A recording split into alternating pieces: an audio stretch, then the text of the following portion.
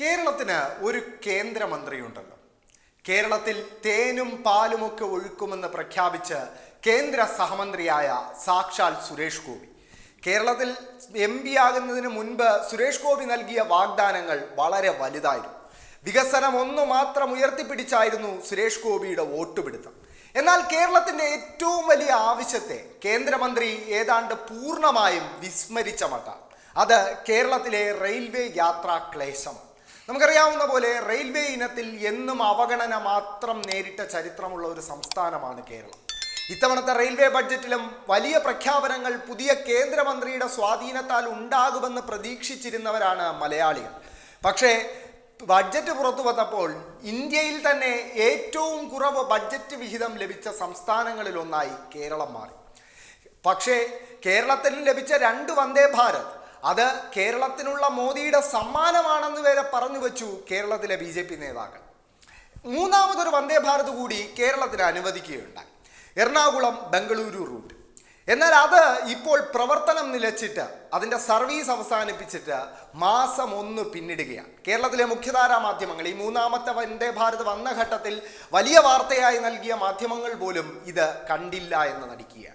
കേന്ദ്രമന്ത്രി സുരേഷ് ഗോപി ഈ വിഷയത്തിൽ ഒരു ഇടപെടൽ നടത്തിയതായി പോലും ആർക്കും അറിയില്ല. ഓണക്കാലമാണ് വരുന്നത്. കേരളത്തിന് പുറത്ത് ജോലി ചെയ്യുന്ന മലയാളികൾ കേരളത്തിലേക്ക് ഏറ്റവും കൂടുതൽ വരുന്ന കാലം.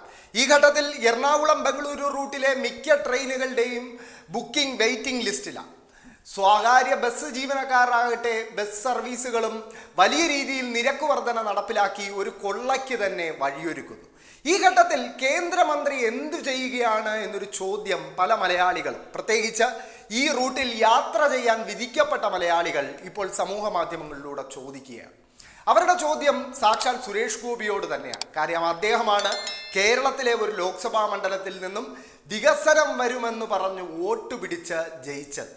അദ്ദേഹത്തിനോട് ഈ ചോദ്യങ്ങൾ ചോദിക്കാൻ പക്ഷേ കുറച്ച് ബുദ്ധിമുട്ടുണ്ട്. കാര്യം അദ്ദേഹം അവസാന മാധ്യമങ്ങളെ കണ്ട് പറയുന്നത് താൻ എവിടെ നിന്ന് ഇറങ്ങി വരുന്നോ അവിടുത്തെ ചോദ്യങ്ങൾ വേണം തന്നോട് ചോദിക്കാനെന്നാണ്.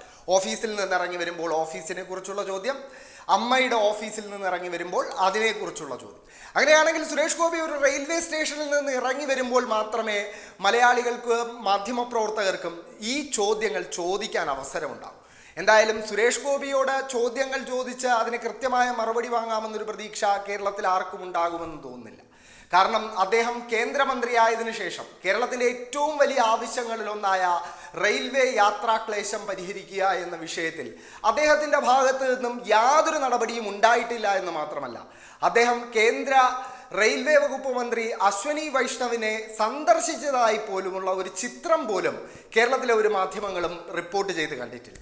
എന്തായാലും ഇപ്പോൾ ഈ ബംഗളൂരു എറണാകുളം റൂട്ടിലെ വന്ദേ ഭാരത് പുനഃസ്ഥാപിക്കണമെന്ന ആവശ്യം ശക്തമാവുകയാണ്. ഹൈബീഡൻ MP അടക്കം ഈ വിഷയത്തിൽ ഇടപെട്ട് മന്ത്രിക്ക് കത്തയക്കുക ഉൾപ്പെടെയുള്ള നടപടികൾ സ്വീകരിക്കുകയാണ്. കാര്യം ഒരു ന്യായമായ കേരളത്തിൻ്റെ ആവശ്യം പോലും അംഗീകരിക്കാൻ റെയിൽവേ തയ്യാറാകുന്നില്ല. ആരംഭിച്ച ഒരു സർവീസ് പോലും നിർത്തുന്നു എന്ന് പറയുന്നത് കേരളത്തിനോടുള്ള അവഗണന എത്ര ഭീകരമാണ് എന്ന് തെളിയിക്കുന്നതാണ്. ഇത്തവണത്തെ റെയിൽവേ ബഡ്ജറ്റ് വന്നപ്പോഴും സമാനമായിരുന്നു കേരളത്തിൻ്റെ അവസ്ഥ. ഇന്ത്യയിൽ തന്നെ ഏറ്റവും കുറവ് ബഡ്ജറ്റ് വിഹിതം ലഭിച്ച സംസ്ഥാനങ്ങളിൽ ഒന്നായിരുന്നു കേരളം.